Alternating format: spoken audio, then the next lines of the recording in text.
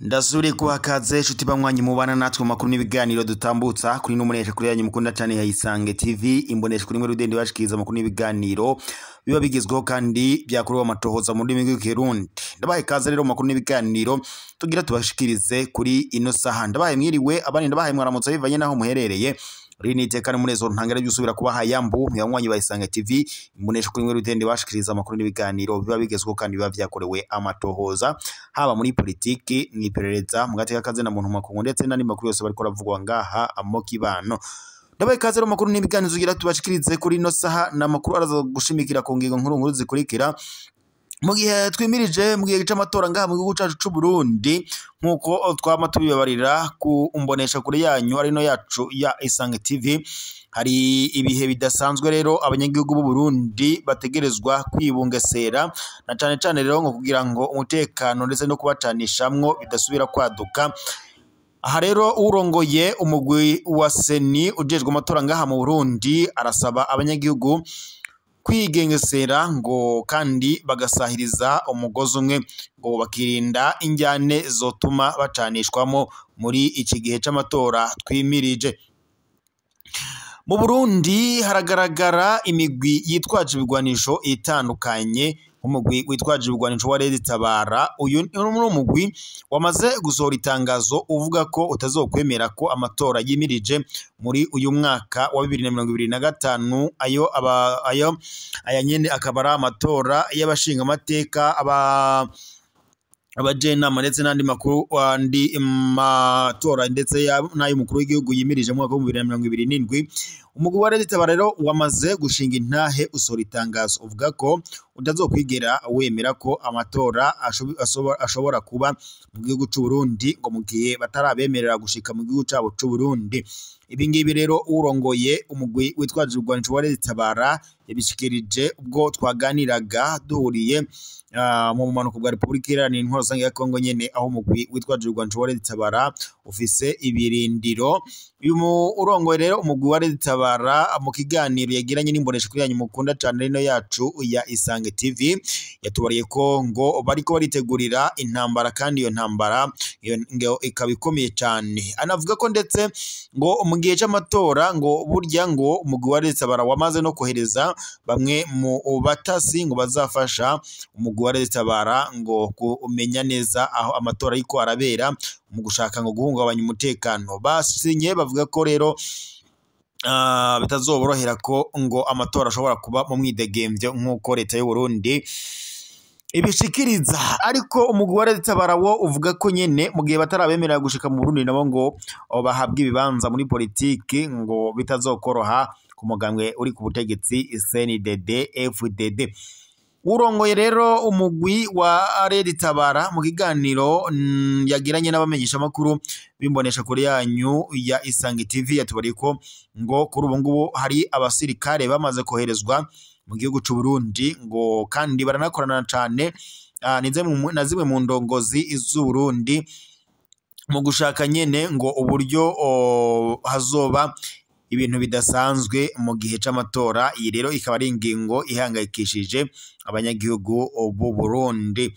Reka atwirabire rero kubiriko biravugwa mu ntara ya Cankuzo. Kuri ubu ngubu rero ibintu vyasubiye kuyangara, ibara riraguye muri uyu mugoroba. Umugwi witwaje ibigwanisho usubiye kwaduka uri kurarasa abanyagihugu. Ni ibintu biteye ubwoba rero ngaha mu gisagara muri iyi ntara nyene ya Cankuzo nkuko turiko turabishikirizwa na bamwe mu begereye aho ngaho nyene mu ntara ya Cankuzo. Tunyarukiye Ngozi rero kubijanye n'ibura ry'imiti biravuga ko ari kimwe mu bibazo bihanze komine Gashikanwa nkuko abishikirizwa n'abayobozi baho. Mu gisata c'amagara ngo y'abantu haravugwa ubukene bw'imiti yibanze ngo ku mavuriro mato hamwe ndetse no ku bitaro vya komine. Abagwayi ngo bagatonda kwikora ku maduka y'imiti. Abenegihugu bavuga ko badashobora kuronka aho bagura amakarato yo kwivuriza ko azwi nka acamu. Kuvyerekeye rero uburimyi n'ubworozi, abarimyi bo baravuga ko umwimbu w'ibigori ngo wabuze aho bawushora, bagasaba leta gutangaza itarike ngo yo kugura umwimbu. Hambavu y'ivyo abarimyi basaba ko ngo hotangura isekeza yo kugura ikawa kuko ngo itanguye kononekarira ku biti. Mu gisata naho c'indero hariko haravugwa abigisha indwi bataye akazi kabo baja kurondera ubuzi hanze y'igihugu hamwe ndetse n'ubukene bw'ibirasi nk'uko bishikirizwa rero misanteri. Mu gisata rero c'ubutunganeho haravuga ko ubukene bw'ibitoro kugira ngo bacike ku rubuga gushira mu ngiro imanza zaciwe. Muri iyo nama rero umuyobozi w'igipolisi muri komine Gashikanwa akaba yamenyesheje ko nubwo biruko umutekano wifashe neza, aho rero hari kuri uyu wa 15 ndamukiza 2025, aho rero abayobozi batandukanye muri komine Gashikanwa bariko barashikiriza ibibazo bihanze iyo komine. Musitanteri wa komine Gashikanwa Theophile Nibizi akaba rero yamenyesheje ko ivyo bibazo ngo bitoshoboka gutorerwa umuti mw'ikomine ngo bizoshikirizwa inzego zisumbuye. Ubanzaho rero buramatari w'intara ya Bubanza Cleophas Nizigimana asaba abenegihugu bo mu ntara arongoye guharanira umutekano muri bino bihe bihimirijwe amatora. Yabishikirije kuri uyu wa kane igenekerezo rya 17 ndamukiza 2025, aho yari aramutse agirana ikiyago hamwe ndetse n'abajejwe umutekano, abajejwe iby'ifumbire, abadandaza ndetse abana b'ibinyobwa vya Burarundi komite y'umutekano ihurikiwemo bose bo mu makomine ya Bubanza ndetse na Musigati. Hakaba rero hari mu ntumbero yo gukomeza umutekano muri izo komine no kwitegurira amatora atwimirije. Mu gihe bariko rero baraganira, buramatari w'iyo ntara yashimikiye cyane ku mutekano, acamenyesha ko umwe wese ategerezwa kuwuhagararirira atanumwe avuyemwo na cane muri ibi bihe by'amatora twimirije. Yabandanije kandi atanga impanuro zitandukanye, aho yasabye ko abadandaza bakubahiriza ibiciro leta iheruka gushinga. Acasaba kandi ko abajejwe inyamiramabi ngo bokwirinda kwaka ibiturire ndetse no gufunga umuntu atamatohoza yabanje ngo gukorwa. Naho kukijanye n'itangwa ry'ifumbire, buramatari yakaba yasabye ko abajijejwe bofasha kugira ngo ize ishikire beneyo atakamwana wa mama kabayemwo. Akaba kandi yasozereye atera akamo abenegihugu muri rusange kutinubana mu butungane bwabo mu kwirinda ibyabacanishamwo no kwiteza imbere, bijukire kurima ibiterwa njabukamazi kugira ngo bashike ku mahangiro yose igihugu cashize imbere.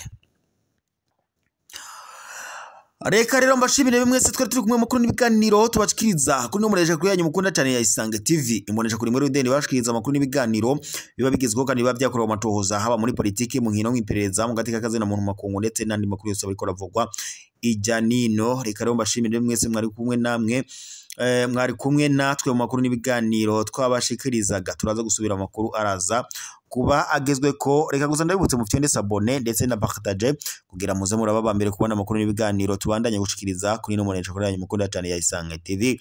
Umunesha kuri himwe Rudende ibashikiriza amakuru n'ibiganiro biba bigezweho kandi biba byakorewe amatohoza. Reka dutere yambu rero abadukurikira bari mu mihingo itandukanye igize igihugu cyacu cy'u Burundi, abari mu bisagara bitandukanye, amazone atandukanye, ducimbire dutandukanye bigize igihugu cyacu cy'u Burundi, mwese turabateye jambo.